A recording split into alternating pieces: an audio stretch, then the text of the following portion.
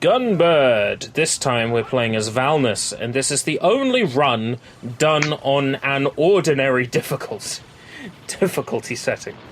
Mega Man Valnus. Or as the Mobile Light Force spells it, MILF 2000. MILF 2000. Of course he is. MILF 2000. Makes perfect sense. Yeah, wasn't Marion's name the only one that wasn't changed? Marion and Yuan Nang. The two girls were the only characters to keep their names. Presumably because they were the waifus of the people who worked on the localization. God, to even call Xseed's release a localization is an insult to the concept of localizing a video game. But Xseed typically does good stuff. Yeah. Oh, sorry, not Xseed. XS Games, my bad. Xseed are the good guys. XS Games are the bad guys. XS Games did the two localizations of Castle Shikigami 2 and Castle Shikigami 3. Castle Shikigami 2 they released as Mobile Light Force 2 and chopped out all the cutscenes. Shikigami no Shiro 3, or Castle Shikigami 3, they released unedited, with all the text in English and no cutscenes removed. It's almost as if the reaction to their port of Castle Shikigami 2 was so negative that they actually cared to do a good job with number 3. It's either that or lose their jobs. They were doing it for dirt cheap. They didn't care if it was good or not. End of the day, they were taking a game that had cheap licensing and turning it round into an English release for dirt cheap. They're the same people who did the release of Jigsaw Madness. And what did they do? They stripped out the entire story mode from the main menu. You can still play it with a Game Shark code. No. In the complete Japanese. Here's the question. Did they do this because they didn't actually speak Japanese? That is entirely possible. I think they did it because they were lazy and didn't want to go to the effort of translating it. But it could well very be that they don't speak Japanese, and that's why they didn't translate it at all. Or it could be both. It could be both. I definitely feel that it was out of laziness. There was no way the games that XS Games were releasing were released in the state they were if they weren't trying to be lazy. They were picking up games that were dirt cheap or were simple series titles. Essentially games that were so cheap to license that they could pick up the game, strip all the Japanese out, and release it under a stupid name with a stock image for a box art, and still make loads of money selling it at a budget price. These were the games that you would find at the supermarket near the tills for like $5. Like these were the kind of games that you would find for dirt cheap. I missed the chance when Netto here in the UK was selling all the Phoenix Games titles. I missed the chance to pick them up then, because they're all super expensive now because of their notoriety. But back when I could have picked up their knockoff Lion King and knockoff Mulan, I should have. What systems were they for? PS1. They were the really bad German or Dutch or something, really bad knockoff animated movies that then they make a cheap Jigsaw game and activity center sort of around it. And they're always based on the same source material as major Disney movies, so they try to pass off that they're the Disney movie by having a front cover that looks more like the Disney movie than the actual movie in the game does. You know, I don't actually notice very many activity center things for the US consoles. It might be something European, really. It that could whole well thing. be. I've only ever seen the 2 for PS1, and that's the 2 that I have. The Mulan Activity Center and the Aladdin. Was it Aladdin? No, it was Bugs Life Activity Center. I'm not sure if the others were released on console. They may well have been. There's also Snow White and the Seven Clever Boys. Yeah, but that's one of these Phoenix Games knockoffs. The same people who did these Lion King and Sword in the Stone and all these other knockoffs. I got a few of them on PS1 because a few of them came in at Level Up Games. But You know, Lion King itself is pretty much a knockoff of Kimba, yeah, Kimba the Lion, the White Lion. the White Lion. Okay, my bad. Look, why does it always have to be about race with you? Couldn't I have just said lion? Wouldn't that have been enough? No. So Because yeah, you have to respect that guy's work. Kimba was it a Miyazaki? Talking about the Astro Boy guy, I'm pretty sure it was because it's in that style. Osamu Tezuka. Okay, it was a Tezuka work. That makes sense. Actually, thinking about it, I think I've met Kimba in Omega Factor on Game Boy Advance, so yeah. The Astro Boy game? Yeah. Yeah, that had a lot of references. To call it an Astro Boy game isn't fair. Astro Boy Omega Factor is an Osamu Tezuka game. It's not an Astro Boy game. If it was an Astro Boy game, it wouldn't have, like, pretty much every character from Tezuka's history making cameos. Yeah, but you can technically ignore pretty much all of them. Yeah, but the entire post-game is based around finding all of them. So they are as much a core part of the game as Astro Boy is. I really should play through that game again. It's so good. Do it for Sushi Bites. It's like Treasure's last good game. I'm not sure whether if I cover a couple of other Astro Boy games with it, yeah, then I can justify talking about it. Yeah, I'll put them all together then. Going to make a proper Sushi Bites episode then? Yeah, make a proper one, not a short episode. You have to do it justice. Yeah. I've worked out what I'm doing for my 10th anniversary on YouTube. Oh, what's that? Did you ever watch my video about the top 10 video game ninjas? I can't remember. Well, I am going to take that video and remaster it. With brand new honorable mentions. Because that was one of the first ever major video projects I did. So I'm going to remaster it in 1080p IMAX 60 frames per second this summer. Well, it's going to be winter because my anniversary is in November. With Ishikawa Goemon taking #1. He's not a ninja. Oh, he is. No, he's not a ninja.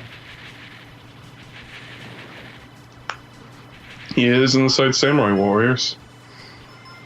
Yeah, well, Samurai Warriors, I haven't played. Well, that is a right shame, and you should get on it. I More know so I the should. Japanese version, because they gutted it for the American. I've got Samurai Warriors 4 on PS4. Is that any good? I have it on PS4, and it's pretty fun, but not as good as the older games, in my opinion. Right. Should I still play it though, seeing as I have? Yeah, it's still good. Yeah. Okay. I've been working on a review for it for a while, but I refuse to do it until I platinum the game. Okay, fair enough. If I waited until I platinumed or fully completed a game before I wrote a review of it, I wouldn't have any reviews written. I play enough to feel like I can say I've covered it. You know what I mean? Yep. Each to their own. Like Go Vacation, for example, I didn't feel the need to play every single activity in the game, but to play all the activities in the stamp dash and get the credits to roll, that's when I considered that I had beaten the game enough to be able to review it.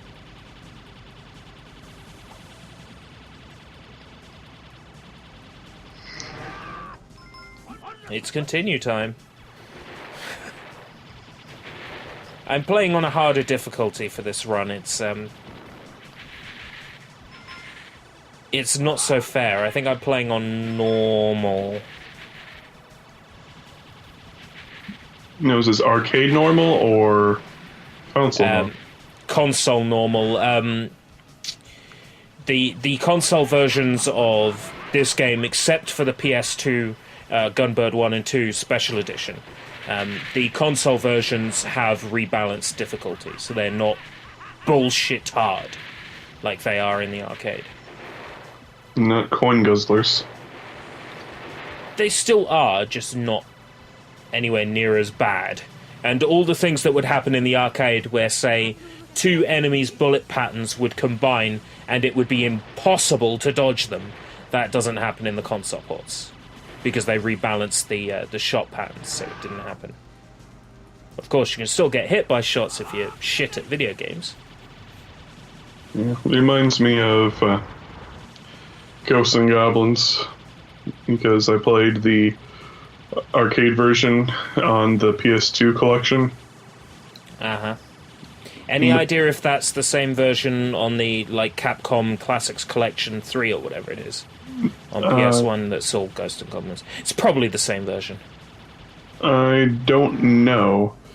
The PS2 compilation version, from looking up the versions of that game, it's pretty much the later build. I believe that all subsequent builds of the game are released as, which is pretty much a rebalanced version of the game.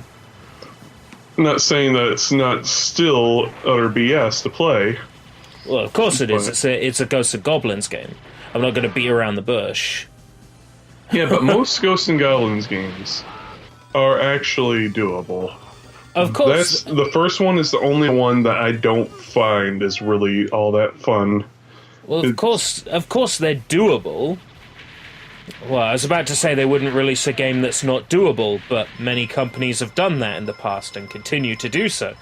There was a RoboCop game for Commodore 64 that couldn't be beaten.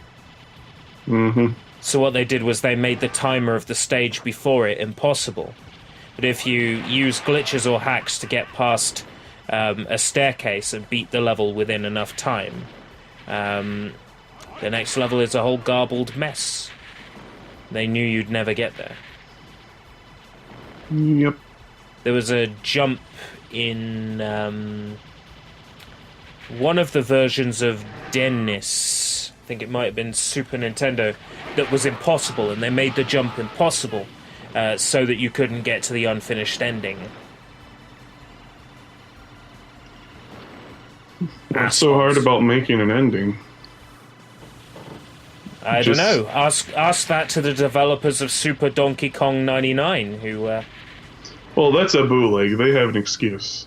They didn't make an ending either. I was pissed off on the countdown there because I had to restart the level. This playthrough is utter garbage. The reason why I kept this playthrough is because it's the only one where I show off the second loop feature of the game, so it gives me an opportunity to talk about that when it happens. You typically don't get to see that on lower difficulties.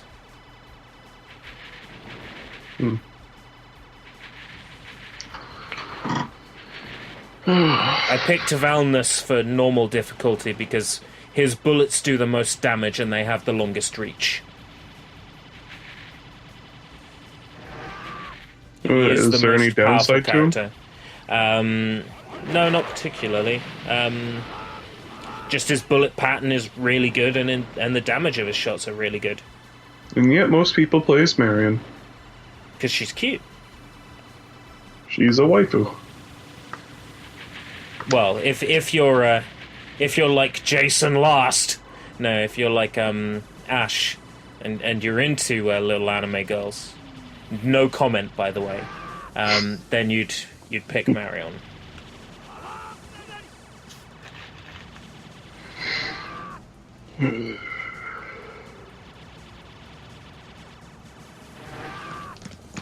I don't think I'd do it in this credit either. You still have 3 lives and 2 bombs. And that's 2 bombs per life, so 6 bombs. Assuming I use them before I get hit by a bullet. Oh, wait, this level ends with this boss, so I should be able to... Never mind. I should be able to do it. You hope. Let's try not to lose any more lives, though, past me. Anyway, the same pattern applies for all difficulties. The pattern I was talking about in the first episode with this skeleton. Always stand immediately to the left or the right, and you will never get hit by a bullet. Like, it's the same on every single difficulty. If you die on the skull, it's because you're shit, mate. Or you just haven't spotted the pattern. I suppose, but the pattern is so goddamn simple. The dragon's harder because he only shoots when he opens his mouth, but sometimes he will open his mouth once and then wait.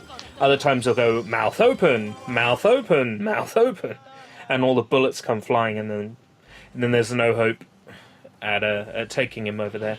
Here I just let myself get shot because I only have 2 lives left, and there's no way I'm doing it in the 2. No, MILF 2000. Why? The annoying thing is how long it takes to get a power-up here on this bit. Lots of enemies fly in, and you can't deal with them until you get yourself a power-up. And then there's a bunch. There we go. Yes. Anyway. Someone's having a good time. This robot is a lot harder on normal. And I already have trouble with it on easy. I always deploy my bombs tactically to get rid of each form one by one, but here I don't have that. I don't have the leisure to do that. I wasted one there. Which means now, no doubt, I'm going to get shot down by this. Yeah. And then I use a bomb. And that's basically my method for getting rid of that robot's weapons, is just to use a bomb. I know it's cheap, and I know that it's bad quality gameplay, but I don't give a shit. Hey man, if it works, it works. Don't listen to people who are like, oh no, you have to do this level 1 in using the worst weapon. Don't. Initial equipping. Dante must die. No thanks. Yeah. And the people are like, oh, if you use negative combo plus Fenrir on the ultimate boss in Kingdom Hearts 2, you suck. And it's like, no, it just means that you are exploiting the boss. Yeah, you just know what works.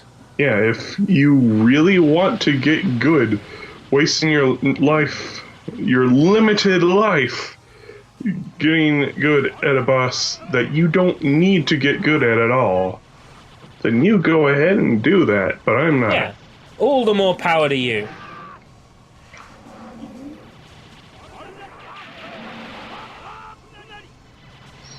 Yeah. It's something that I'll be showing off in the future. How far in the future? I don't know. Probably a few years, but in the future for sure. Kingdom Hearts 2, huh? Mm-hmm. Is there any point in playing the classic PS2 versions, or should I just play the 1.5s?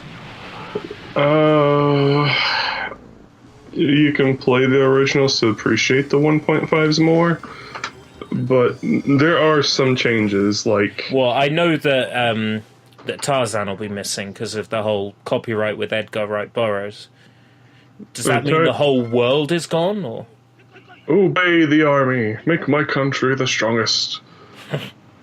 And so, Valnus destroyed the world.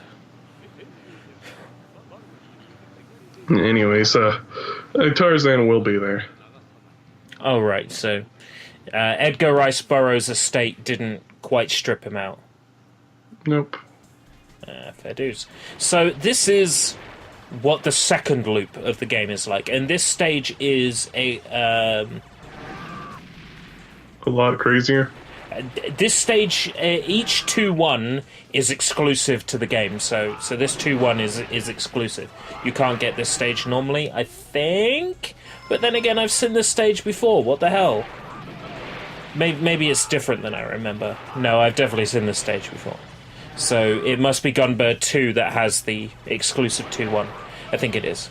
Anyway, second run is ridiculous. Every enemy spawns a suicide bullet when they are killed. The suicide bullet will shoot towards the direction you're in. That's pretty much it. So, that's another episode of Gunbird. I'm never playing on that difficulty again. Join us next time for more Team Crass commentaries. Same Crass time, same com channel.